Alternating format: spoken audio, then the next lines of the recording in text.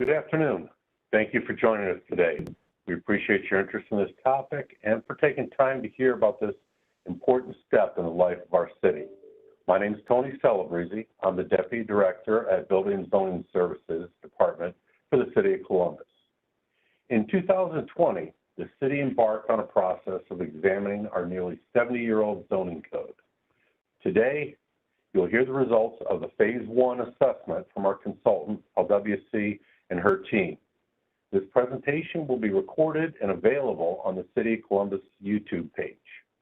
If you have questions as the presentation progresses, please feel free to use the chat function on the right-hand side of your screen. We will work to answer questions as time permits. In some cases, we may group commonly themed questions together and provide one answer. I'll ask two things of our viewing audience today.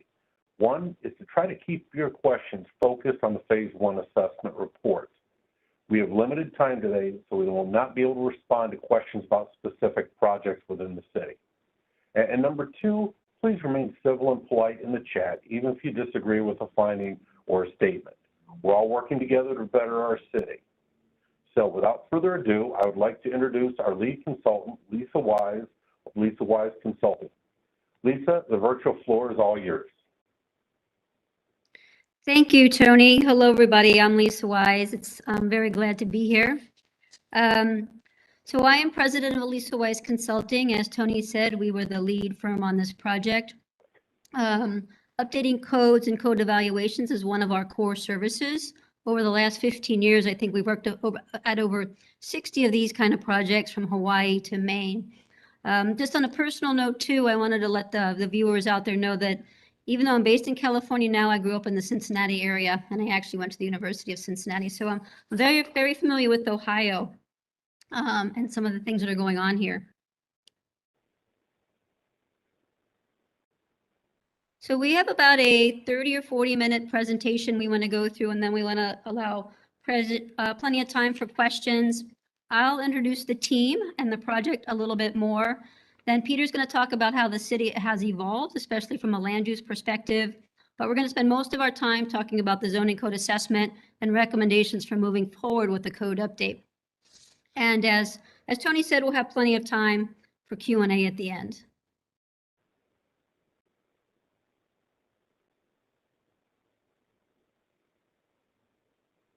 Sorry, skipped a slide. So we brought together some of the best talent in the country for this project. I'll introduce the team now. We have Peter Park on the team. He's here on the panel. Before going into consulting, Peter was planning director for the cities of Denver and Milwaukee, where he managed comprehensive code updates. And as you may know, these older cities have a lot in common with the city of Columbus. We also have Tony Perez on the phone. He is from Opticos Design. They are national experts in urban design, missing middle housing, and form-based codes. We've worked with Tony and the Opticos team for, I think, about 20 years, so we have a long history working with them on these kind of projects. And then we have two local partners we're very happy to be working with. One is MKSK, and we have Andrew Overbeck on the phone. They have been helping with just local knowledge of what's going on here on the ground and helping with the outreach and engagement. And then we have Warhol and Wall Street. Johann Terrell is here. His firm focuses on communication, and he's on board more or less as a community rep and helping us to engage underserved communities. And you'll hear a little bit more from Johann, or if I call him Yogi, a little bit later.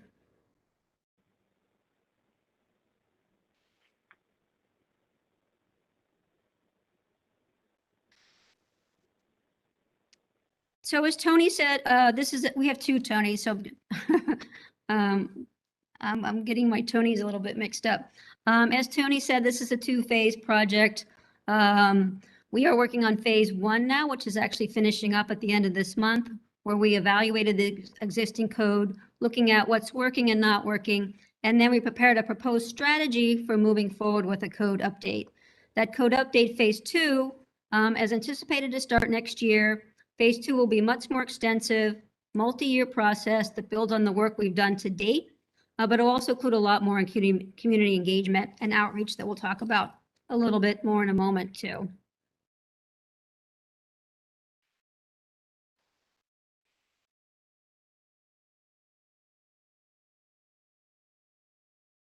We did just want to touch on this for a moment. There is a extensive body of work and policy framework in the city to move forward with the zoning code update. Some of these are city documents like C2P2, there's 40 area plans, there's Connect Columbus, and some of these were created in collaboration with other agencies, like the documents Insight 2050, Link Us, and the Regional Housing Strategy. But we did want to point out that most, maybe all of these documents have policies to guide the code update, such as policy supporting transit, policy supporting affordable housing, policies maintaining and increasing jobs, among other initiatives. So as we move forward, or the city moves forward with the code update, there's a good foundation to start from. The team, in addition to combing through all these documents, we collected data from stakeholders. This is just a quick snapshot. I'll go into this a little bit more in a second. So we had a lot of meetings with staff and interviews with staff over the last 10 months. We held stakeholder interviews at the end of last year that I'll show the results of that. There was an online community survey posted for a couple of months in the spring. And then finally, we researched best practices that are relevant to the city to really help structure the assessment and the recommendations. So as I said, last December, we talked to, I think it was over 70 people and about 50 hours of interviews.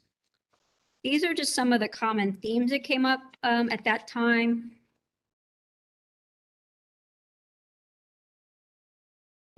We heard universal support for the zoning code update. Across the board, everyone believes the system is in need of repair and needs a code update. We also heard that there's a disconnect between policy documents and the existing code.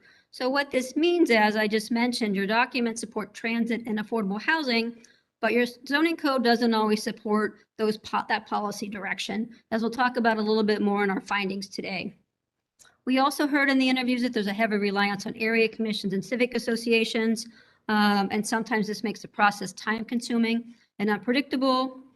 And because of the complexity of the code, the stakeholders thought that the existing code and approval process is sometimes difficult and unapproachable for some. It takes experts to sort of navigate the process. But overall, everyone believes that education is critical and engagement will be a big part of the final phase 2 update strategy. Here's the results of the online survey that was posted earlier this year. The city got great responses. There were over 3,000 responses and over 5,000 written comments on the online survey. As you can see from this map, the city got broad participation, north to south, east to west, and a majority of the responses were from residents, which was another sort of a benefit of the survey. While it wasn't a scientific survey, we did receive valuable information about community concerns and priorities for the code update. Some of the priorities are listed here: walkable neighborhoods, natural resources preservation, improved transit. These are some of the things that kept popping up as people went through the survey and supplied written comments. And another thing, like the stakeholder interviews, respondents to the survey want to make sure that the update continues to focus on a broad engagement policy or strategy, especially among underrepresented groups like renters, minority residents, and lower income households.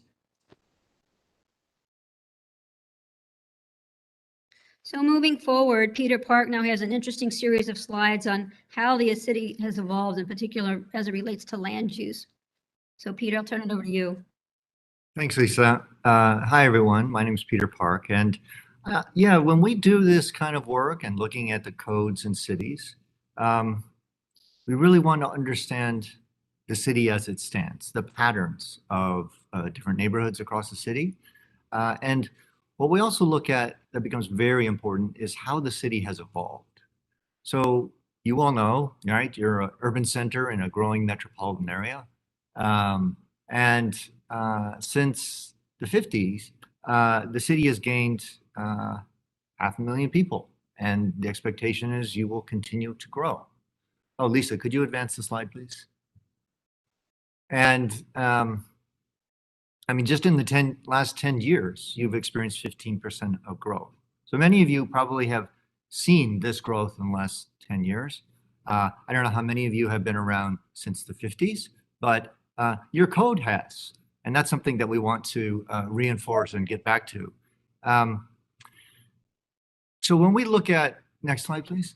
And so what becomes really important is for us to understand, how did your city grow? What were the drivers of growth? And as many of you know, you had a robust streetcar system in Columbus. And the growth around those extensions of the streetcar lines from downtown reached into neighborhoods and created walkable urban neighborhoods. Because if I'm taking a streetcar, if it's going to work, if it's going to attract ridership, it has to be convenient and have easy access. But what it did is it created the opportunity for a lot of mixed use, a range of densities, and a mix of uses, all within a comfortable walk in your older neighborhoods.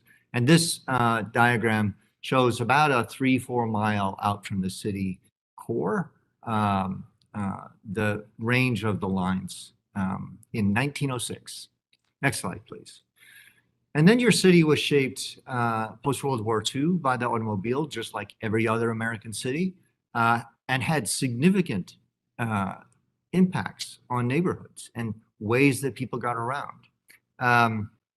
And on the map on the right, you can see that was the original range that was shown in the first map. And in the 50s, the city grew a little more. In the 50s and the 60s and 70s, within each decade, your city grew by nearly 50 square miles. So the advent of the automobile and designing and building and planning the city around the automobile allowed you to grow and evolve in an exponential way to the boundaries that you have today. Next slide, please. And so for us, when we look at your zoning code, right? We think it's really important to understand what is the pattern of the city when it was a transit streetcar-based city, as it grew around the automobile, and as it's evolved. And so today, Columbus is comprised of all of these different kind of patterns of how buildings relate to the street and relate to each other, how close in proximity buildings are to each other physically, but also the range and the mix of uses, right? And it's different. The problem is the code is a one size fits all. It doesn't really distinguish, nor has it evolved with the physical patterns of the neighborhoods as they've evolved over time. And so this creates some problems. We'll talk about those problems in a minute, but today, the other piece of it is some of the documents Lisa mentioned, next slide, please, speak to a different way of growing, right? A more balanced way of growing your city with less expected territorial expansions and annexations, and more focus on infill and reliance on significant transit investments that you're making. And these are not small investments, but they can be potentially significant and transformational for your city in terms of accommodating growth. And as many other large American cities are growing, evolving around, what was once old is new again, evolving around transit-based and transit convenient patterns of mixed use and development. But right now your code doesn't support it. Next slide. It's a 70-year-old code that was based on the idea that transit was the past and auto dependency is the future. It also has the way the calibrations in the code, the way the code is written, it really, in fact, makes a lot of parts of the city what's called non-conforming.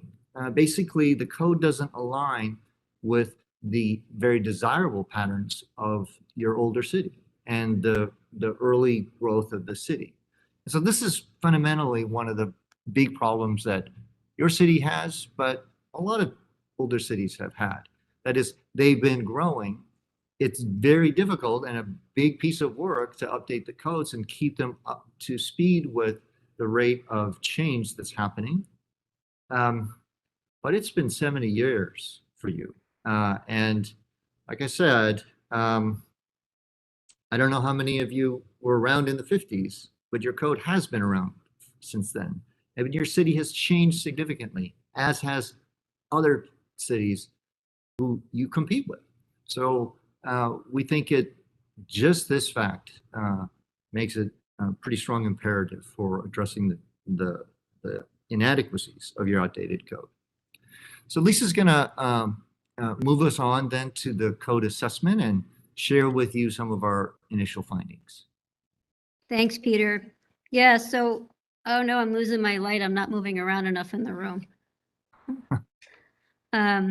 Thanks, Peter. So yes, it was our job to go through that 70-year-old code and the process around that and really do a deep dive into the maze of regulations and procedures that the city has been using since the 1950s.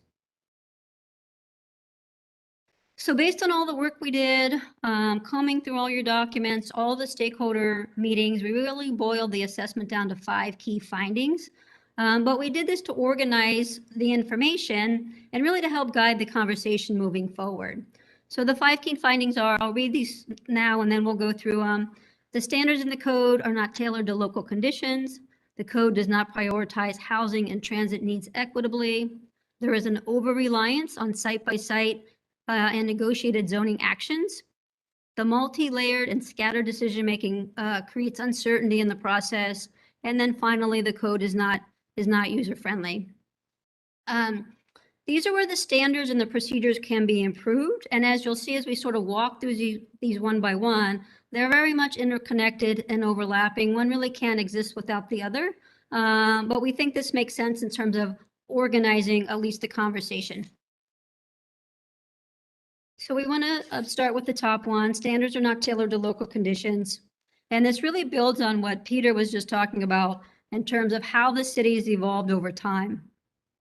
As you move through the city, you can see neighborhoods that were built 100 years ago, smaller lots, streetcar neighborhoods, and then other areas of the city, more recently built, sometimes towards the edge of town, with larger lot, newer construction techniques, completely different look and feel. While there are dozens, maybe hundreds of unique places in the city, we simplified these into 3 major place types. On the one hand, you have Old City that Peter talked about. This is pretty easy, I think, and tangible for most people. It's the streetcar neighborhoods, it's your historic neighborhoods. On the other side of the spectrum, you have the suburban areas. Generally, these are as you move towards the edge of the city.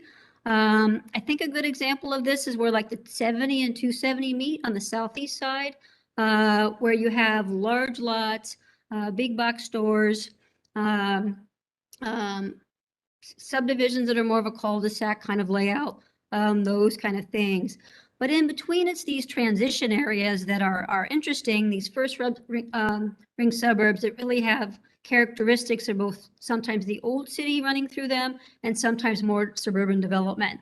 So these are the things we want to think about as we move forward and think about how to tailor the regulations and what these different areas look like. They're very different, but as you know, right now, your code pretty much regulates these all the same. As Peter said, it's kind of a one-stop, a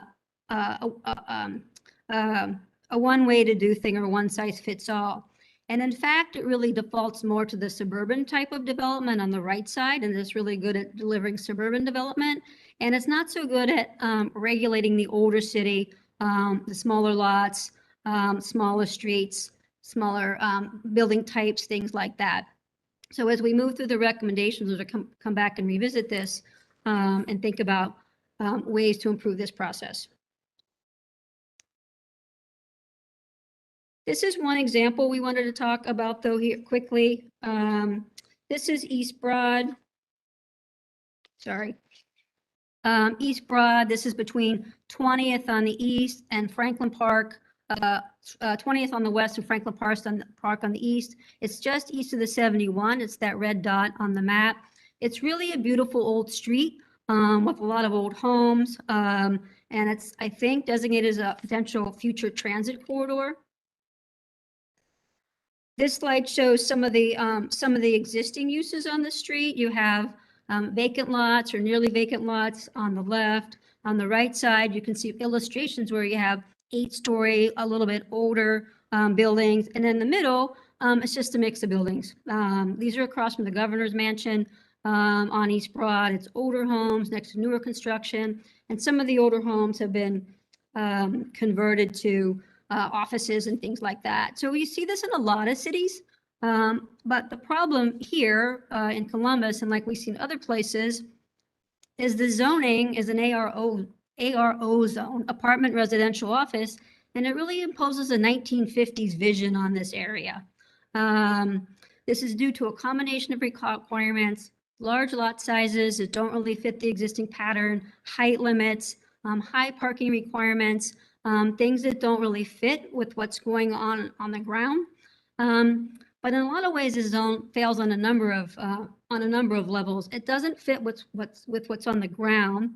It doesn't promote a walkable environment, and it really doesn't deliver what the market wants. So kind of no matter what direction the city wants to go in terms of the vision of this corridor, the existing code not really matching at a lot of different levels. One other area we wanted to touch on too, that's almost all cities we work in struggle with, and this is parking. This is another area of the city where there's a one-size-fits-all, with a few exceptions like downtown, which has no parking requirement. But this table illustrates 3 different kinds of uses: apartment buildings with 100 units, small retail, small restaurant. And as you can see, the parking requirements for these 3 uses are the same in 90% of the city.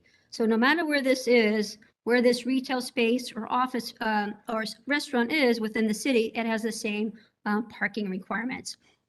So the apartment building with 100 units would need 150 spaces. Really, best practice is to tailor the parking requirements with existing content, context or anticipated needs. And one obvious place to think about this is in your transit areas where less parking is likely required. Also, a lot of the folks on the call may know this, but parking is expensive. Recent study we just saw APA put out, it ranges from $5,000 per space for surface parking to $35,000 per space for structured parking. I'm not exactly sure how this aligns with Columbus, but my guess this national study isn't too far off the mark. But the point is, you don't want to require more parking than you need because it's very expensive. And it drives design sometimes in negative ways. This next slide just shows what the 1950 code required for parking. Interestingly, the city hasn't required less parking over time. It's required more. The parking requirements have jumped about 50% across all of these uses.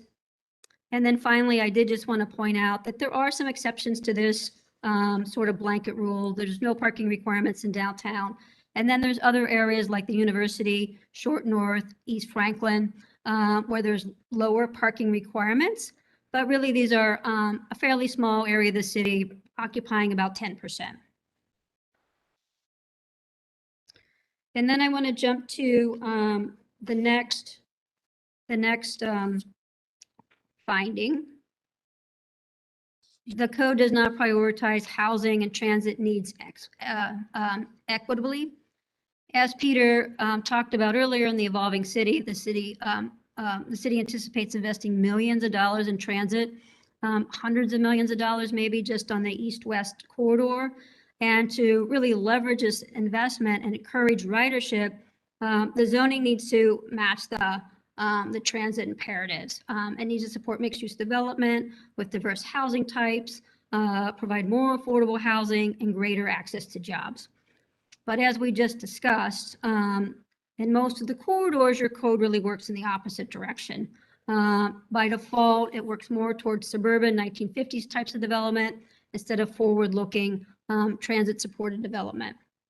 This is one case study we did. It's in the assessment report. Something that Opticos actually spent a lot of time on. This is on the East Broad Street corridor again. This is the Franklin Condos. The code delivers the illustration on the right. It's a 3-story building, low intensity. It fits with the historic residential on the left to some extent in terms of height, but obviously it's a very wide building, no breaks along the frontage, really kind of dead and flat in terms of how it addresses the street.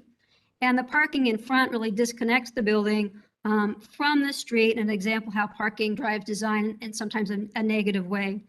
And what's missing in the code to improve the outcomes of this kind of development is requirements for building frontages, how the building addresses the street, requirements for more articulation, and other tools that would help infill development, especially in the older areas of the city, fit in more with the surrounding areas, and work to support transit, and really just make the street better overall.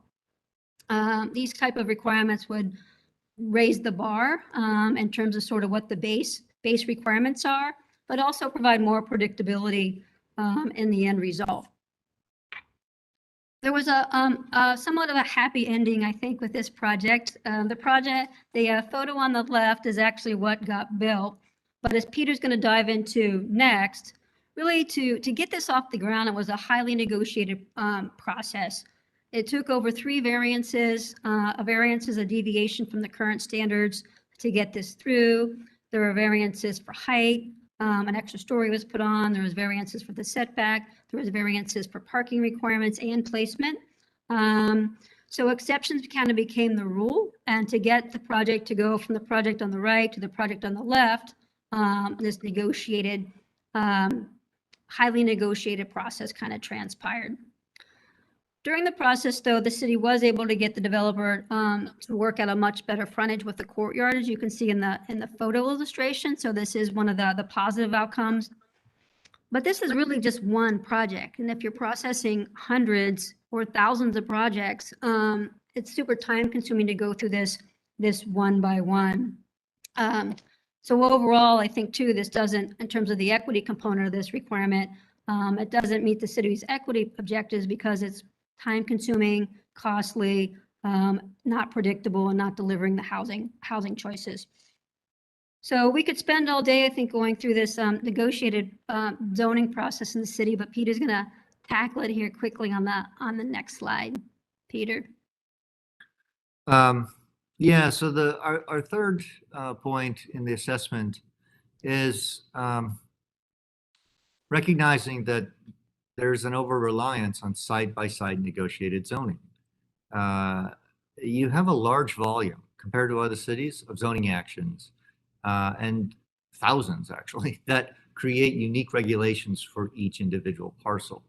Almost 1,300 zoning related ordinances from 2011 to 2020, and over 750 Board of Zoning appeals variances from 2016 to 2020.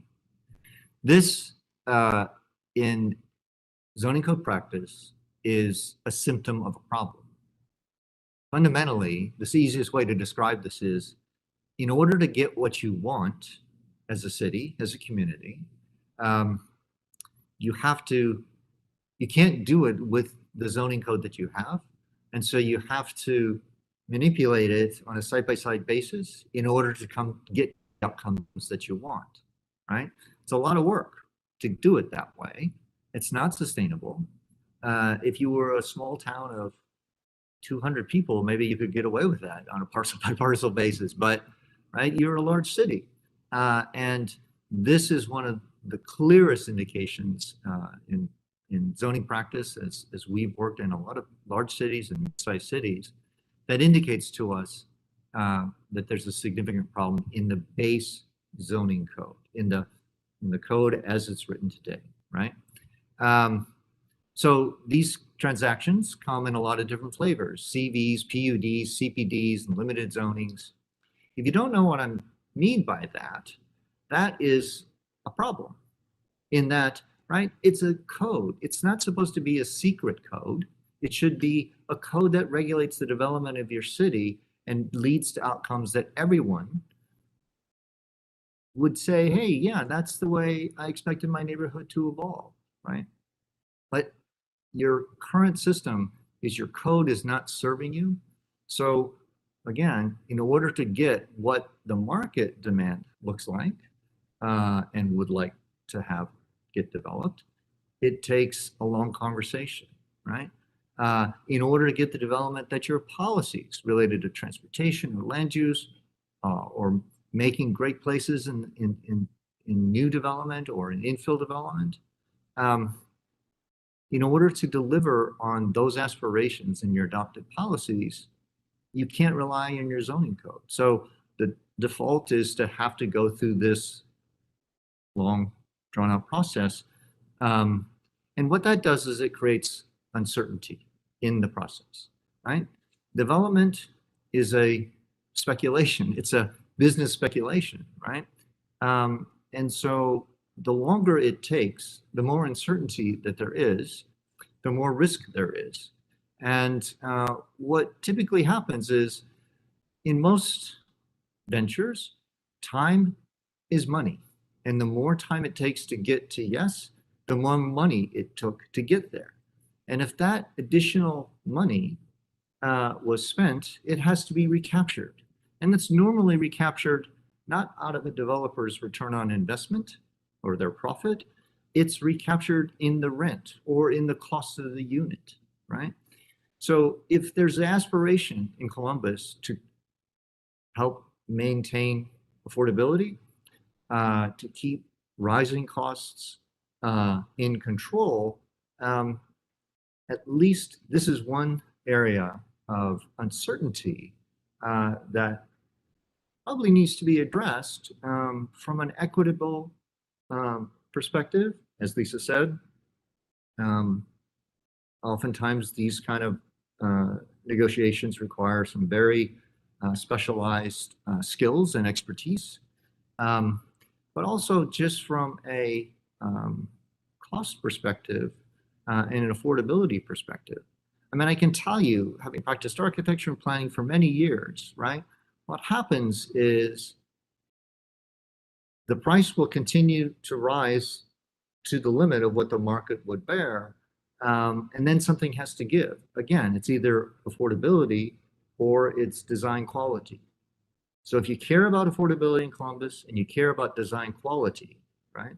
The last thing that you want to have is a regulatory system that creates a lot of uncertainty and long process. So that's the quickest way that we could get to explaining this problem of heavy reliance on side-by-side negotiated rezonings. A fourth aspect of this, and it's a little bit related, is the decision process. That process of how do you get to agreement, how do you get to yes and allow a development to move forward is really diffuse. It's multi-layered and it's distributed. And once again, this is really not a best practice in regulations and in terms of creating a regulatory system that's predictable and understandable, not just from the customer point of view or the of an applicant, but also the neighborhood. And what can I expect to have developed across the street or next to me, right? There's a significant reliance on area commissions and civic associations because so many of the cases, because the code is outdated and doesn't work, right, makes it harder for new infill in older neighborhoods to fit in if you actually follow the code. So there's this process that replaces good standards. And it also relates to or causes quite a lot of extensive design review to occur. And this occurs with limited staff discretion. So there's not a lot of flexibility built into the code for staff to work with. And again, this creates more uncertainty. And the fundamental starting point is the code being outdated as it is, just simply doesn't allow you to do development that fits in easily. The fifth point that we want to make is we found the code is fundamentally not very user-friendly. The uses are obsolete and not based on a modern economy or just the way that we talk about things anymore. And it's difficult to navigate in its overall structure.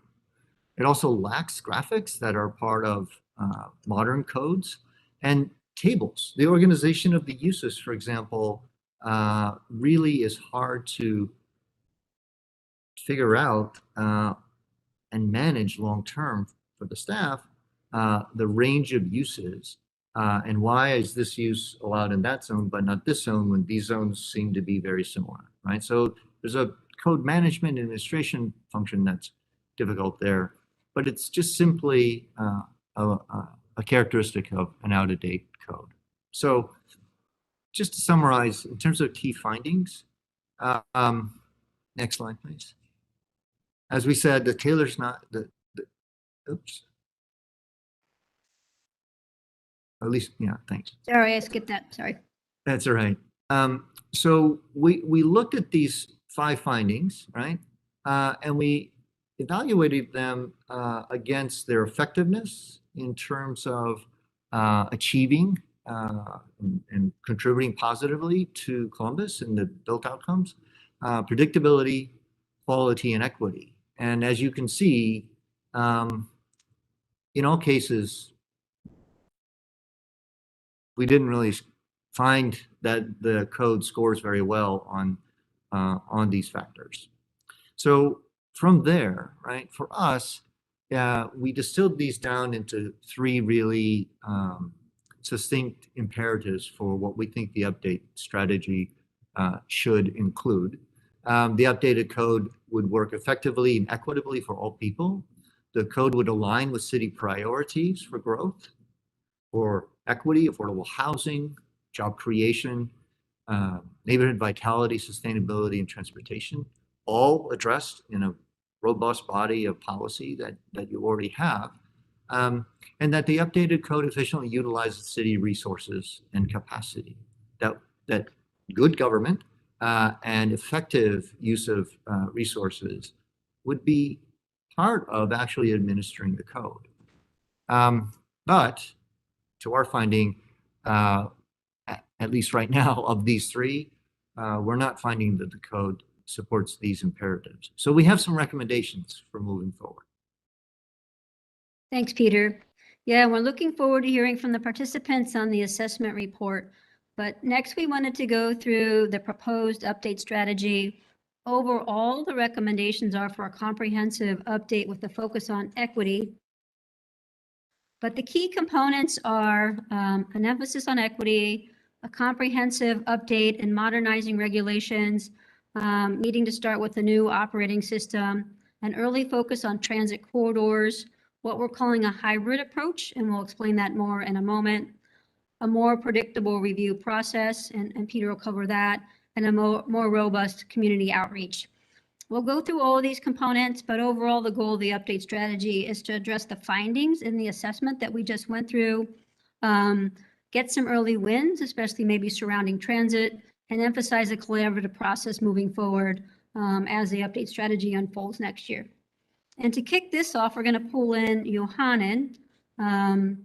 Yogi, I think he's on the call. He had some family issues, but Yogi's going to talk about the emphasis on equity. Yes, good afternoon. How's everybody doing? I'm glad to be joining you guys today and really excited to be a part of this project. When I first started to go, be involved in this project with Lisa and Peter and everybody else that was on it, my goal ultimately was to look at this as a normal, regular Joe from Columbus who has no idea what zoning is. And so I took that approach, and I've actually learned a lot about zoning since being on this journey. So really excited to be a part of this. And like Lisa said, it's a part of the recommendations. Really, we want to make sure by talking about the emphasis on equity, right? And so when it comes to equity, like they talked about earlier, for this being, the first time we've done a zoning assessment and looked at zoning over 70 years, we want to make sure that out the gate we are being aware and engaging groups that have been historically excluded throughout the process, because this process in itself has so much relevancy to the past and is connected and linked to other things that has happened in the past, right? And so what we want to make sure that we do is that we come out the gate and engage these groups and make sure that they are a part of this process and that they understand it. So we want to develop strategies that reinforce the shared prosperity by encouraging investment in all neighborhoods. And so kind of just tapping into that that history of everything. So when you look back at history, when in the 1940s, where there was a lot of redlining to keep people from being able to have access to funds to buy homes and developing their own communities, and zoning changes happening, in the 50s, which is around the same time we did our last zoning assessment and plan. And then when you look at the 1960s, where you have a lot of the highway infrastructure plans that were adapted, which cut off a lot of access into communities and helped bring about a lot of different changes that happened. So when you think about those who are around that time, right? Anyone who has any knowledge around the last time zoning was even discussed would could easily lump this type of redlining and zoning and highways and the disruption of the communities all into these things that are happening. And so what you don't want is to not have the control of the narrative, right? And make sure that you are being transparent and open about this, and not just creating awareness, but creating engagement and involvement. So we want to look at it, and we want to take that fear away from what has happened in the past and create empowerment through the zoning code. For all of the renewed efforts around DEI, we want to make sure that this program as well comes across in a way that is here to empower residents and neighbors and communities, so they feel like we want to make the code and process easier. So from my perspective,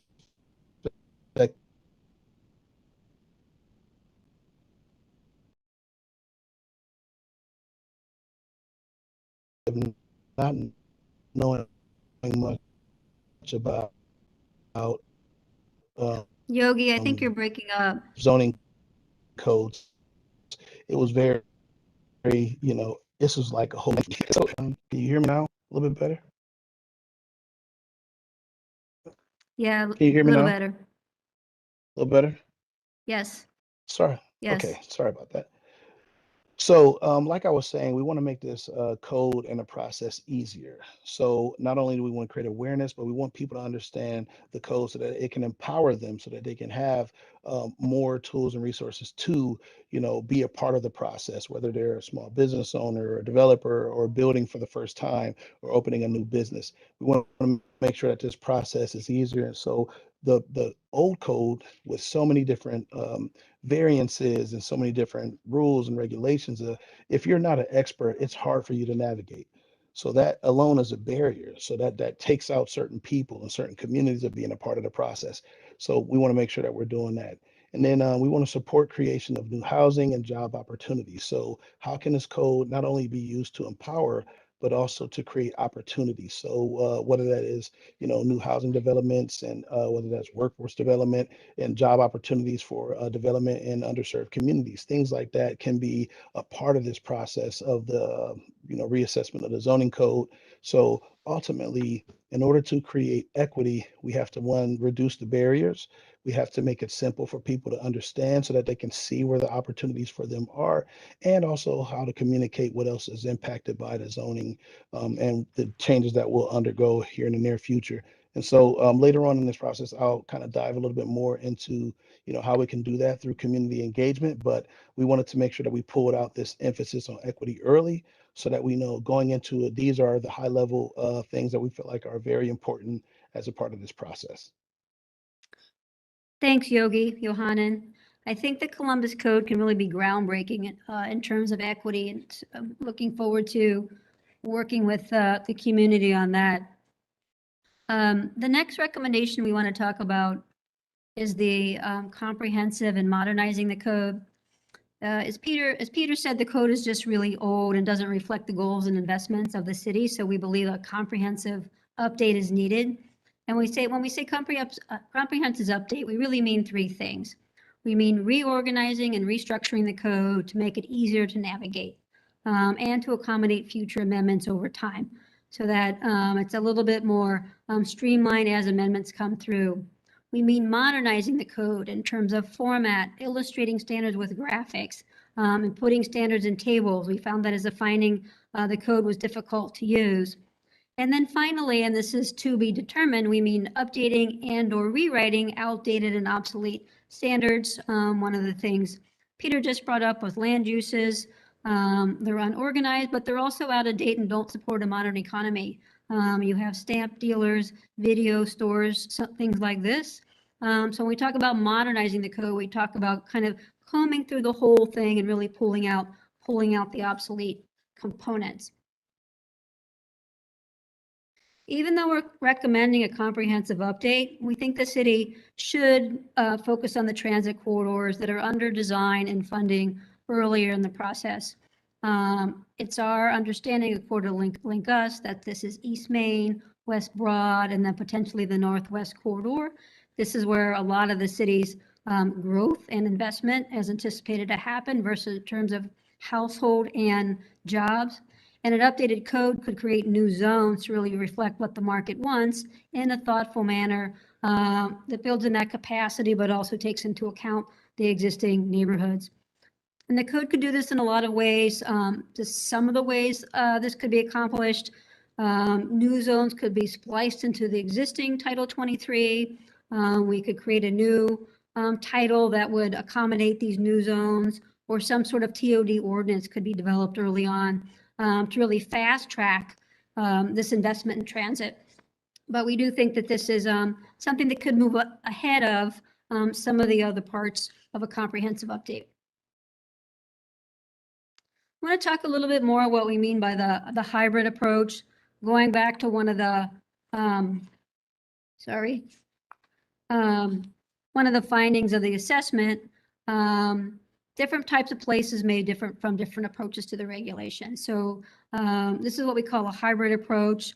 This approach allows for more flexibility and uses a combination of zoning tools like conventional zoning, more similar to what you have now, and form-based zoning that looks at more design type standards. This approach would really emphasize working with the community to understand the DNA of all the different areas and calibrating the regulations to a combination of what's on the ground and what's the vision for that area moving forward. And this is moving away from the one-size-fits-all approach that's in place right now. And this is going back to some of our findings in the assessment, that the standards are not tailored right now to local conditions. These pictures illustrate the different areas of the city in terms of the time they were built, lot sizes, transportation options from the older streetcar neighborhoods to the edges of the city. And when we think of the hybrid approach, and a lot needs to be worked out here, but at a high level, some of the older parts of the city where a lot of design review happens already could have more form control so that this intricate infill development could be, there could be more predictability in terms of what the neighbors want and what the developers can get. On the other end of the spectrum, the more suburban areas, the edges of the city may need less form controls, either because they're brand new and they were recently built and it doesn't make sense to sort of revisit those subdivisions, or they may not have the infrastructure, or they may just be larger lots that don't need to fit together as neatly as some of the older city when you're trying to really fit newer development in context with what's already on the ground. And then, of course, the transition areas are always a little bit more challenging. They need to be evaluated, and a combination of tools might work in these areas, from higher levels of controls in some place in terms of form-based zones or objective design standards, and then ratcheting that down a little bit in other places. And then in terms of a more predictable review process, we've talked about the transactional nature and negotiated process that most or all applications need to go through in the city. So we think the process should be more predictable moving forward. We don't really have particular recommendations for changes to the process. It's much too early. More engagement needs to happen, and what the final code looks like needs to get more fully developed. But we feel like this recommendation aligns with the imperatives that Peter talked about earlier in terms of the code should work for everyone, it should align with city priorities, and it should efficiently utilize city resources. But one of the points we do want to make clear here is that if you have a better code and you raise the bar, it's more modern, it's easier to use, it's tailored to local conditions, you can simplify the process. What that looks like exactly is unknown, but based on our work in other communities, We know that we can make a simpler process with the better code. And as Yogi said, that was not his only cameo appearance.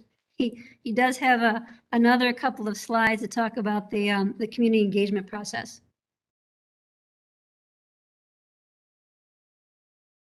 Thank you.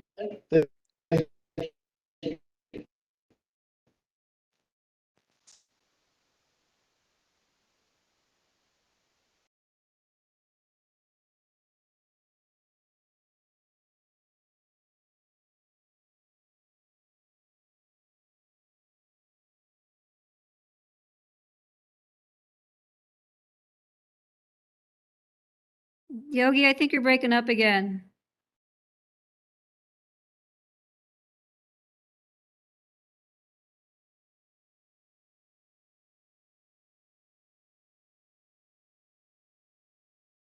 Kevin, can you hear Yogi? Is it not? It's not just me, right?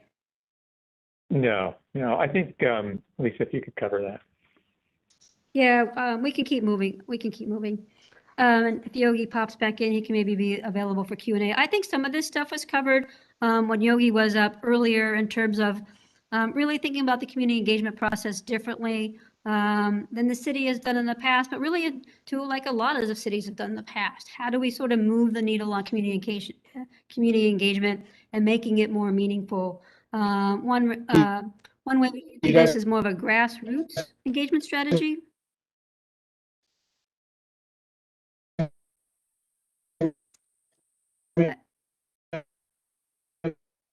Yogi, we can't hear you.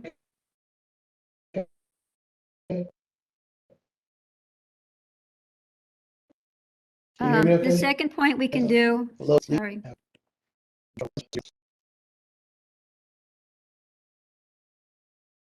Is make sure that members that have not had a voice in the decision-making process now are at the table. And that can be done, that should be done early and often and throughout the process.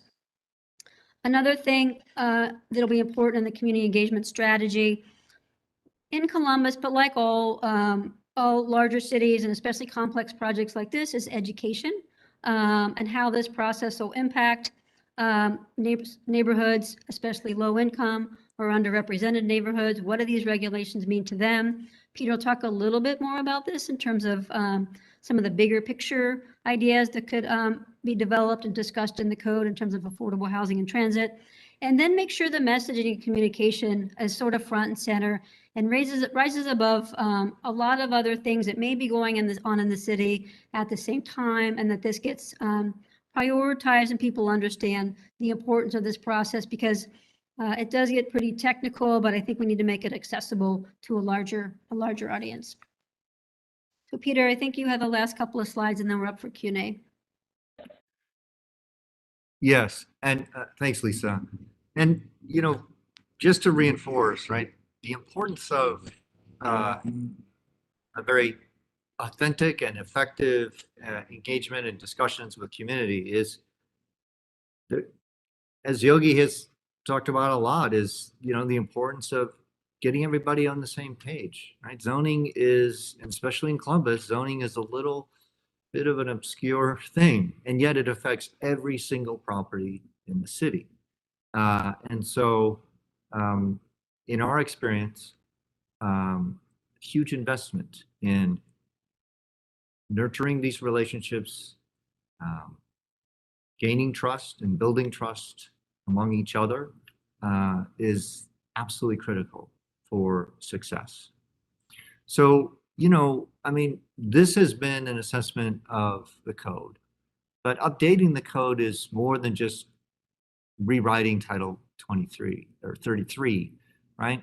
It's a chance to address a lot of things across the community. I mean, it's not going to solve everything, right? But it does touch on a lot of different things. And we definitely heard in our conversations and our meetings with folks and in the surveys responses, the importance of these things. So we felt we could put them together, right? Like when we think about a focus on mixed use transportation corridors and centers, you've already have planned. You are in the midst of planning these corridors. And we don't build transit for the sake of building transit, right? The land use and what's allowed and how development can occur along these corridors as places to grow the city and grow capacity for business and for housing opportunities, access to services, a whole range of things requires a very thoughtful understanding of the relationship between the regulations like zoning and the transit investments that are being made. In terms of neighborhood design and infill development, right? The code can be more explicit about how do you maintain improved neighborhood walkability and the vitality, right? How can the code do a better job of guiding new development, shaping new development to be better neighbors, essentially, to fit in better with the context, and yet at the same time deliver market demands for modern housing and modern development. Growth, you're a growing city, and affordability continues to be an issue in fast-growing markets that Lisa and I have worked in. Right, this supply and demand issue is a significant issue, and the code oftentimes has a lot to do with it. That is, if it's difficult to deliver more housing, it's hard to keep up the supply of housing, you'll see a commensurate increase in the price of housing and all the negative effects of rising prices in housing as compared to the rate of rise in incomes. And so the other piece of, from an imperative perspective, is economic competitiveness and resiliency for your city, right? To stay competitive on a national and an international stage. And, you know, the opportunities to grow more and small businesses and more local businesses as well. And finally, sustainability and open space that will help you protect your natural resources and the open spaces that you have today. So finally, just moving forward, there are a few other considerations that we want to point out. Having been part of these kind of efforts in other large cities, it's complex. It's not an easy one, right? But it's doable. And other cities are getting this work done. But it is, I think, we can't understate the importance of understanding the complexity of a project such as this. And so what that requires is a very clear dedication of staff resources, time, to make sure that the project can proceed and effectively make progress. And so there are cost and budget considerations that need to be very thoughtfully thought through. But we would just end on other cities are facing these same challenges. And so, you know, you've got a lot of good resources to reach out to learn from. We do that all the time, and we provide advice to other cities. But Columbus has a chance to really change the trajectory of your city in a very positive way as it relates to how new growth is accommodated in your city, such that you get the development that you want sooner.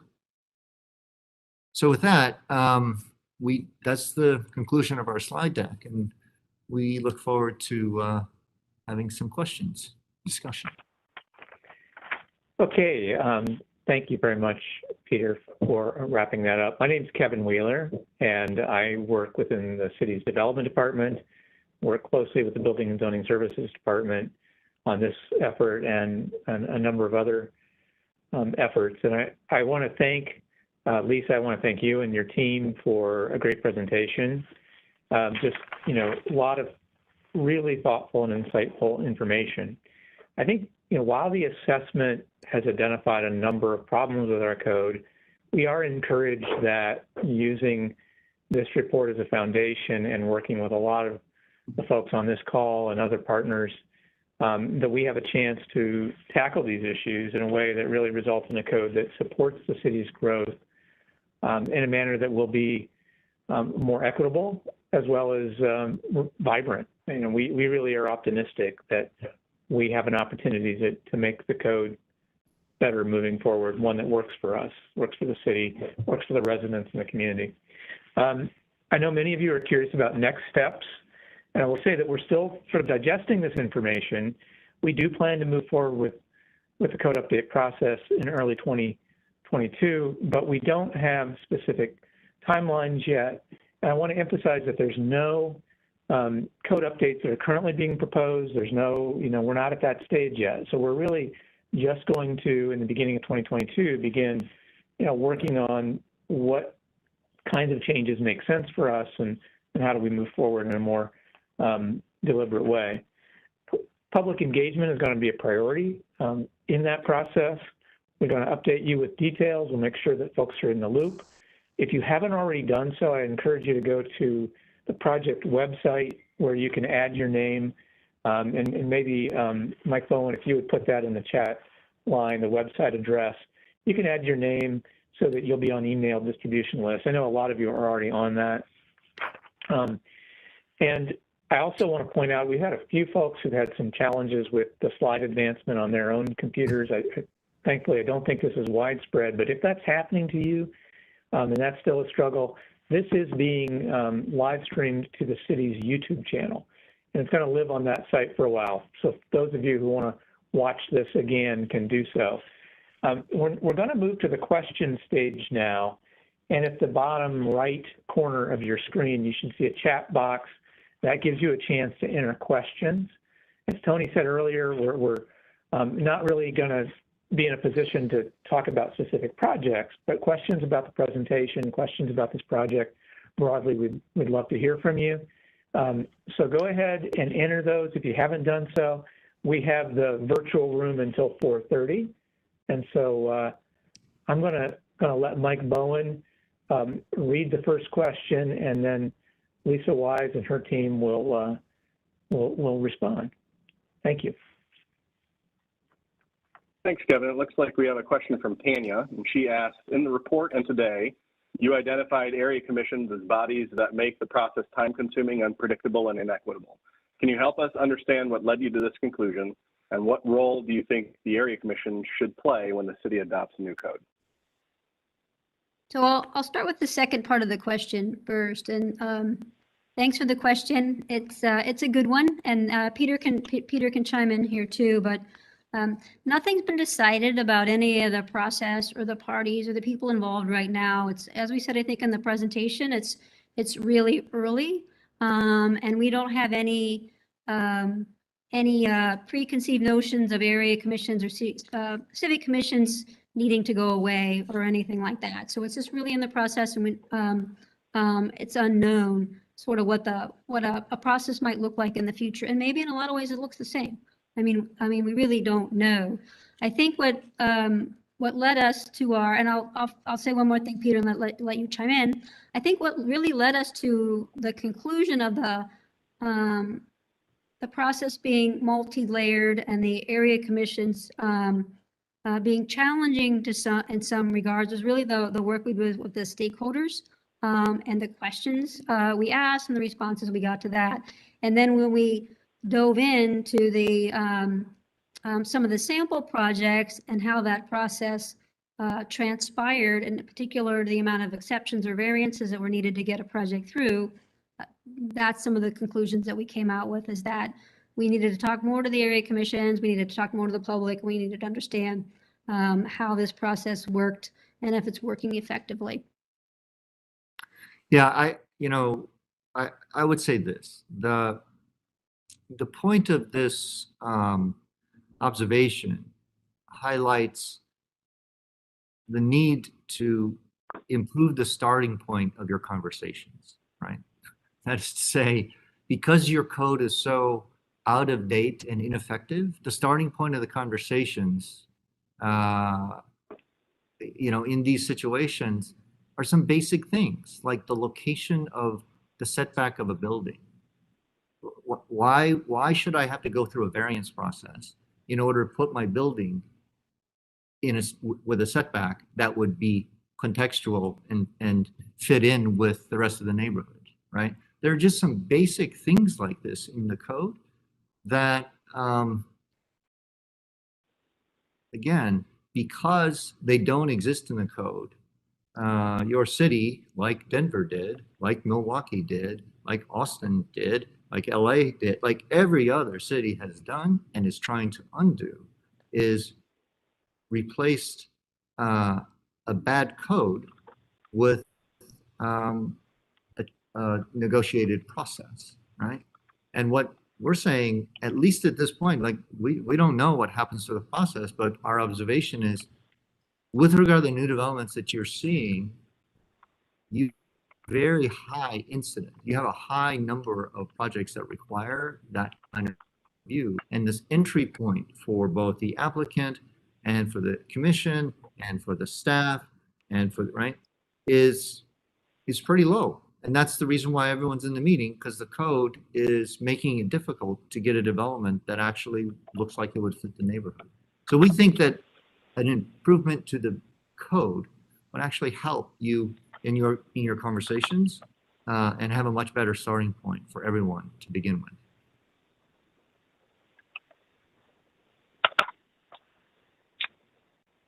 All right. So for the next question, Rachel asks, how did your studies consider the equitable interests of low-income and Black residents and how they can make their voices heard and how we can increase their influence and power over development in their neighborhoods? So I'll kick this off, and then I don't know if Yogi is still on the call. And I apologize for Yogi's audio. He unexpectedly had to take his daughter to the doctor, so he's not in the place that he thought he would be for the 3 o'clock call. I mean, in terms of equity, I think, you know, we did a lot of evaluations how the process is not equitable in terms of barriers to entry, the cost of the process, adding cost to development once it comes on board. It's hard to create more affordable housing. We did when I think when the city sent out the survey, they tried to get a broad cross-section of the population. I think increased diversity in the engagement process is something that's going to continue to happen into phase 2. This is really a phase 1 where they brought in outside consultants to look at the code and evaluate what was working and not working and really lay a foundation for moving forward. And I think this broader engagement component will happen a little bit more as we move into phase 2. But I don't know if Yogi, if you're still on the phone and if you heard the question. Do you want to repeat it? Yes. Yeah, can you hear me? Yes. Okay. Yeah, so I did hear that question, and I was going to just echo what you said, Lisa, that you know, this sounds like definitely something that should be brought to the floor for phase 2.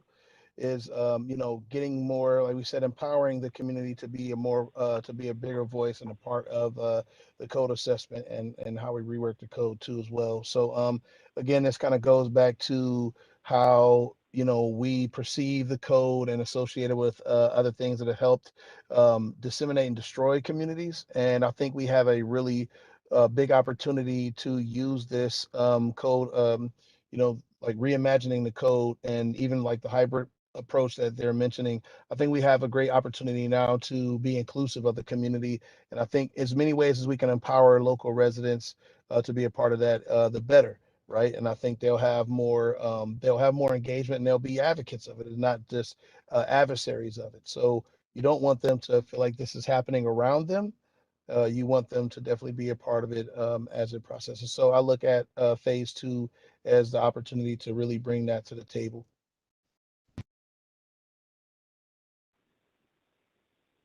Great, thanks, Yogi. We have another question. If you could pick a model city's zoning code that you feel Columbus should closely mirror, what city do you think that would be?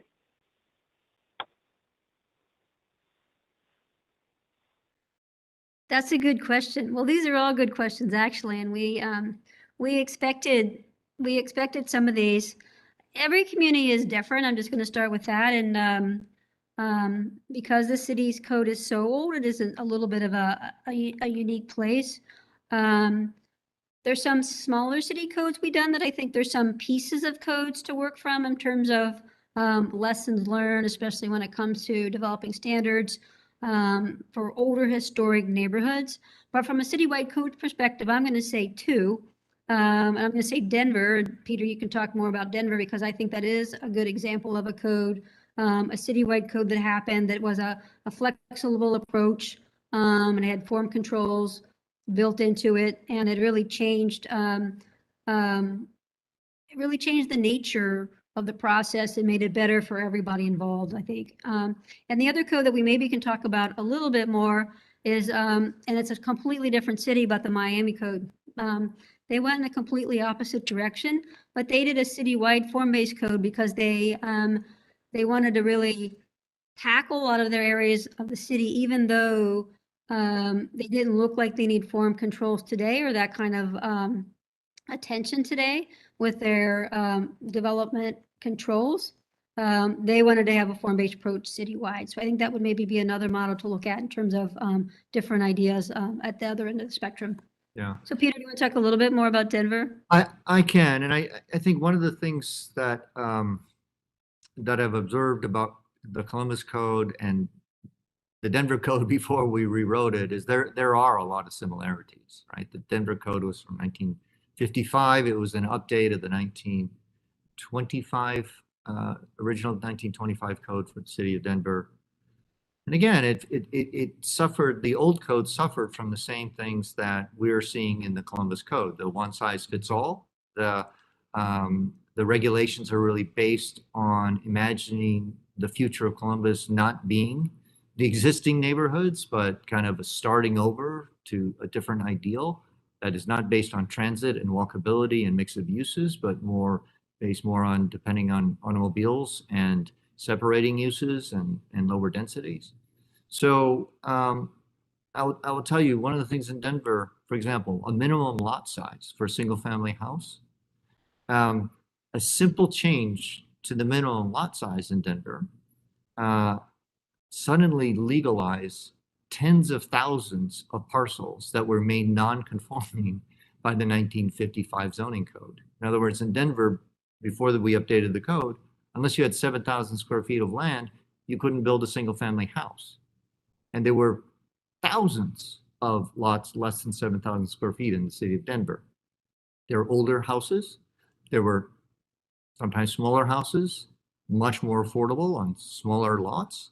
And the code basically, and what was happening in some places is developers were buying two small houses on two small lots, combining them and building one big house, right? And people were saying, oh no, the density in our neighborhood is getting, these big houses and we're increasing the density. And the reality is the density went down. We lost 2 units of affordable housing and got one big house, right? Because the code didn't allow smaller houses on smaller lots. There are lots of simple things like that that can be done in a code. And Columbus has some of these same kind of problems. I would also say another great example is the most recent Form-Based Code Institute Driehaus Award winner is South Bend, Indiana. And they did a really smaller city, I know, but they had a lot of the same kind of issues that you are encountering in your code. And they did a really, really good job on this code. And I would recommend folks check that out as a really good example. A, graphically very clear. B, derived from the existing patterns, the context of the varied patterns of the city that exist today.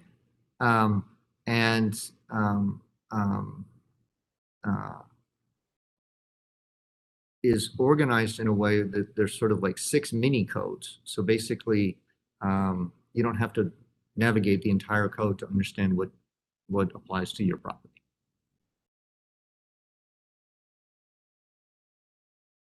Thanks, Peter. And maybe you can expand upon this a little bit. You kind of touched on form-based codes here, but another question we got was, will the areas with design review commission shift more towards form-based codes in order to make the reviews more predictable? Or perhaps that's better answered on the city side.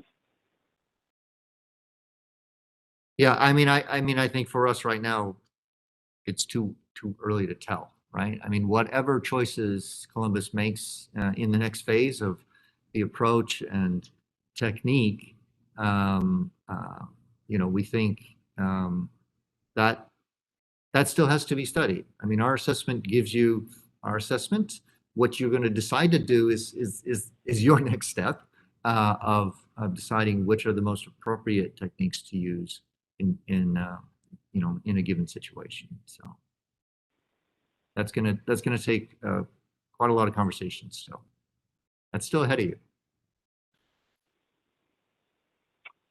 We had a question about stakeholders. Can you describe the stakeholder groups you spoke to? You've referred to stakeholders many times. Just curious as to what those groups were. I can cover that, and maybe the city can chime in too. But late last year, November, December, we interviewed, I think, over 70 different individuals, and we had about 45 or 50 different interview slots. They were all about 30 or 45 minutes. And most of the people we spoke to at that time were people that, because it was really earlier, and these are the kind of people that are typically I have more information early on, are people that were more familiar with the code or the process, or on an area commission or some sort of decision-making body. I believe, Kevin, I'm not sure. I think there might have been some nonprofits in the mix too, but it was a fairly broad cross-section. But it was stakeholder interviews and people that are more familiar with the process instead of the general public. If I could just add, and thank you, Lisa, there were nonprofits as well as, neighborhood participants, representatives, and private sector development community folks, and lots of different kinds of participants. I think that, we recognize that this first phase of kind of assessing our code did have a sort of a technical quality to it. But we also recognize that as we move into phase two, it's really imperative that we are hearing from a broad cross-section of the community. And so to that end, for instance, with the community survey, and I think many of you may realize that the assessment report is on the project website, you'll find the community survey overview included in that report. And one of the things that we talk about there is just as we ask folks to share voluntarily with us some of the demographic information, part of what we recognize from that is we really need to be doing more things, using more strategies to reach folks who are often not part of the conversation when it comes to things like zoning and development and so on. So appreciate the question. So we had a couple of questions. Both Joe and Nick kind of alluded to inclusionary zoning. Joe asked if this is something that might be transactional now, but could be incorporated into the zoning code. And then Nick just asked more broadly, can you speak of inclusionary zoning? So would you guys mind expanding upon inclusionary zoning for the audience? Sure, I'll talk about that. I don't think we talked about inclusionary zoning though in the presentation. But if somebody's interested in learning about inclusionary zoning, what inclusionary zoning is, and we're not recommending it, but just as we're not recommending it right now, but what it is if you have it's for residential projects. If you have a residential project and it's typically over a certain size, let's just say 100 units to make the math easier, you may have to build a certain percentage of those as affordable to certain income levels as part of an inclusionary zoning ordinance package. So cities we work with have inclusionary zoning ordinances. They require developers to either build affordable units or pay a fee in lieu of building those units sometimes. So that's inclusionary sort of in a nutshell. It gets much more complicated in terms of when the affordable units come online and if they're the same quality as the market rate units and what income levels and those kind of things. And if they apply for a sale product and for a rent product. But that's an inclusionary ordinance or inclusionary regulations kind of in a nutshell.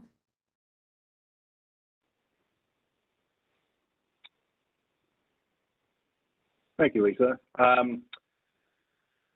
Someone asked a bit earlier, is it possible to design a community engagement process that doesn't give veto power to existing property owners and disempower renters or future residents? So I'll kick this off again, and then I know some of my other team members may have more thoughts on this, but it goes back to, we believe, finding and contacting and bringing those folks that haven't been at the table, haven't been represented at meetings to the table and having a voice in the process. So the renters, people of color, minority groups, low-income households, those types of households of people that are frankly often busy and they think we speak jargon and they're not sure why it matters. But getting them to the table early, either through ambassador programs or some sort of educational campaigns, but reaching those folks early. And then I think reaching those underrepresented groups can help with reaching out to or understanding what people that haven't yet moved to the community might want. I mean, that's more difficult, right? Who might move to Columbus? I was looking at immigration maps for Columbus, getting ready for this meeting, like who was moving into the city and moving out of the city. And people are moving to Columbus from all over the country. So, you know, who those people are and what they want, we could do a little bit more work on. But I think reaching out to locally underrepresented groups is something that's definitely going to be part of phase 2, as Kevin just said. Yeah, and if I can piggyback off of that too, Lisa, you know, in the section where we talked about community engagement, one of the things that I wanted to highlight was, you know, how we look at that community engagement. So, you know, from the gate, we want to make sure that we're looking at, you know, grassroots, you know, style engagement deep in the communities, hard to reach communities, because we know that zoning impacts all communities in different ways, and we want first everybody to be at the table. So I think the key unlock is making sure that we engage the community through grassroots measures and make sure that we are educating, and first and foremost, making sure that they understand and very easy, as easy as we can make, you know, the zoning, you know, as easy as we can communicate it, right? To at least open their minds up about what it is, and then get them to the table to have a voice at it so that they can speak well to it. So we want to make sure that because there's a lot of things that are happening in the city at the same time, from, you know, we're going to new ward systems, you got elections, you got the corridor projects. So, you know, I know right now I'm a part of many projects that are tapping into underserved communities, minority communities, and they're getting, you know, prodded a lot for information, feedback, surveys, from education to corridor development to you know, the the rapid 5, all types of things. So one of the things that we need to do is we need to make sure that we are creating a heightened sense of awareness about the zoning because of how long and the implications it has.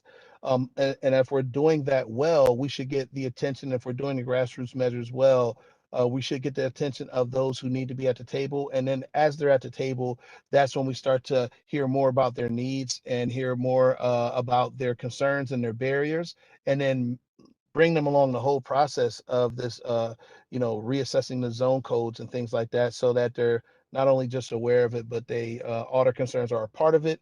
And it therefore then empowers them as they understand what they can do and how it impacts them. So grassroots, heightened awareness, going right directly into those neighborhoods and engaging them, and then taking them along the ride.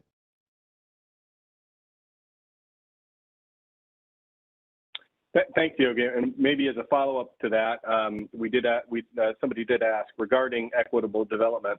What evidence can you share that investments in development under these proposed changes will indeed provide prosperity for the people already living in those neighborhoods?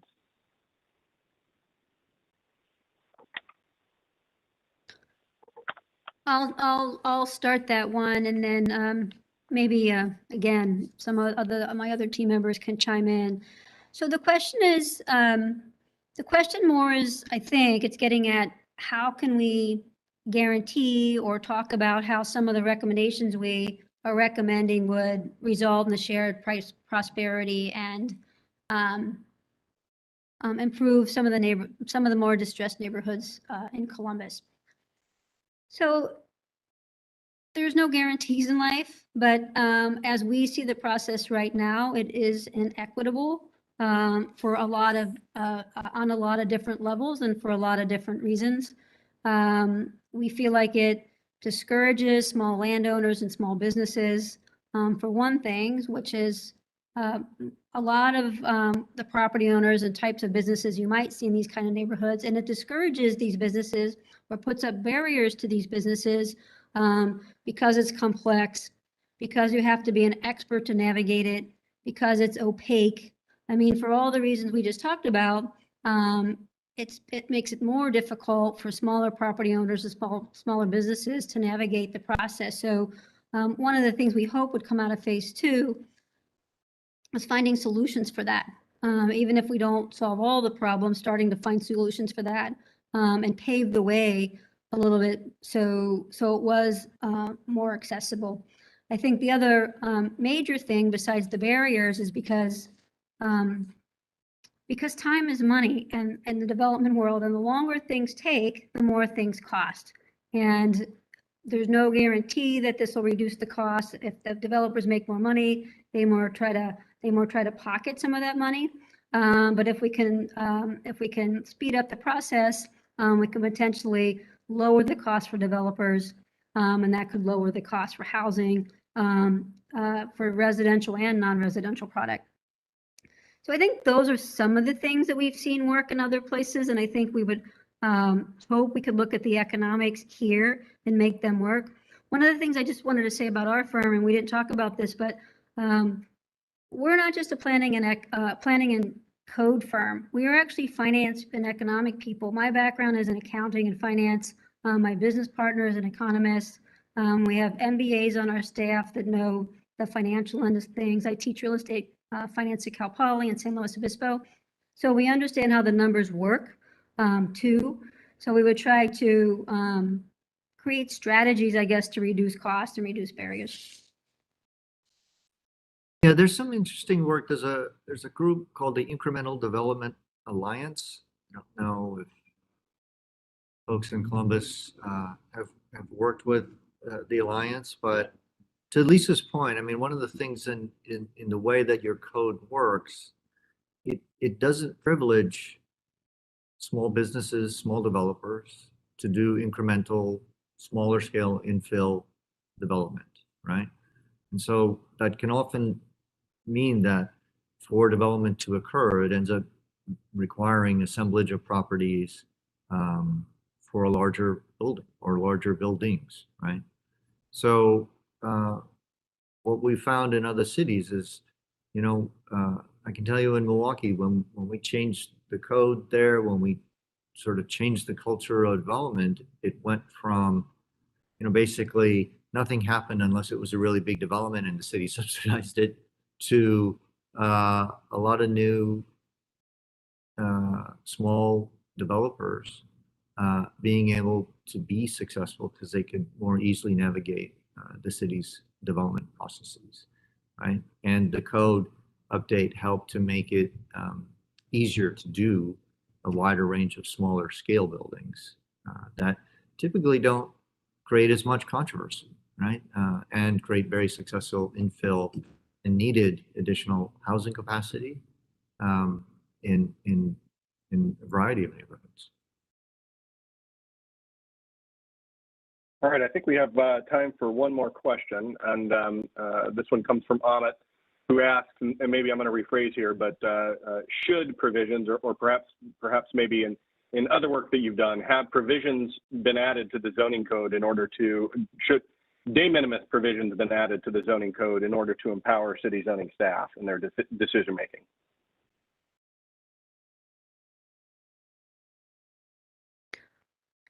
Well, I think we touched on, I don't know, Peter, do you want to jump in here? I was just gonna say, I know we're kind of out of time, but I was gonna say that we try to, where we can, push down the decision making to the staff level where if and where it makes sense. So one of the things I think Peter mentioned is the current code has a lack of discretionary authority at the staff level. Everything sort of pops up, or most decisions pop up at least to the next level of review. And most, maybe all the codes we work at, we find some level of discretionary review that makes sense at the staff level. Sometimes that's appealable to the next level up, if that's the way the city wants to structure it or has to structure it under state law.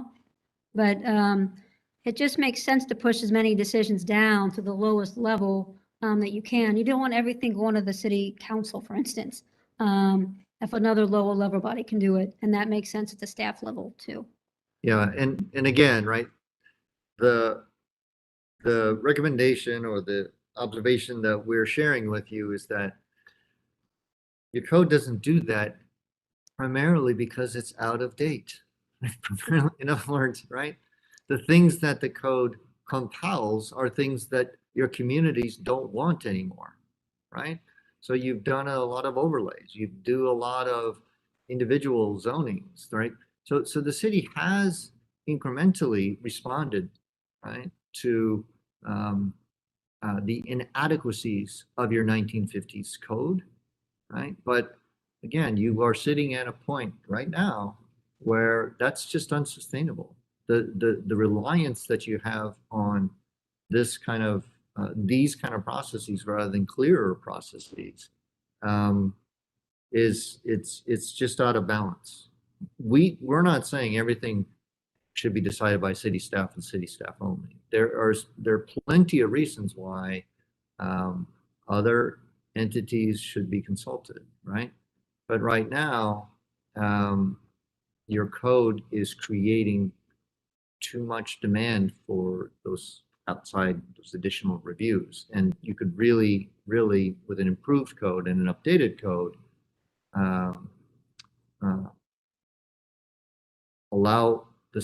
empower the staff, if that's the word you wanted to use, right, to make those decisions.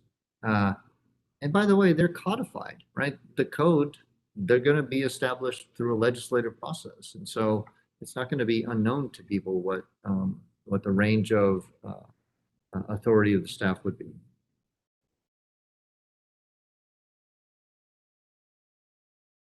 Okay, I want to thank the consultant team again for a great presentation and for doing a great job with questions. We know that we didn't get through all the questions. I want to encourage you again to go to our website. You can submit questions directly to us at zoningcodeupdate@columbus.gov. There's a link on the website. We encourage you to do that. I want to thank everybody who participated by attending. I think there was a high of 129 attendees today, so that's a great level of participation. If this is really stuff that you're interested in, you can join us again at 6 o'clock. We're going to have another opportunity for folks to join us. This presentation will continue to be available on the city's YouTube channel, and we will be putting the presentation on, or making sure that there are links on our website as well. So you'll be able to review this material after the fact. But again, thank you so much to the panelists. We appreciate the interest in this, and we look forward to engaging with you attendees and others as we move forward to update the code beginning in the next few months. So thanks a lot. Thanks, everybody. Thanks, Kevin. Thanks, Kevin. Thanks all. And just want to remind folks that might want to watch this again. This evening's presentation will be the same. It's not a different one. So. Yes, thank you for clarifying that, Peter. Same presentation. We just wanted folks to have two different times so they could see it live. Thank you so much. Thank you.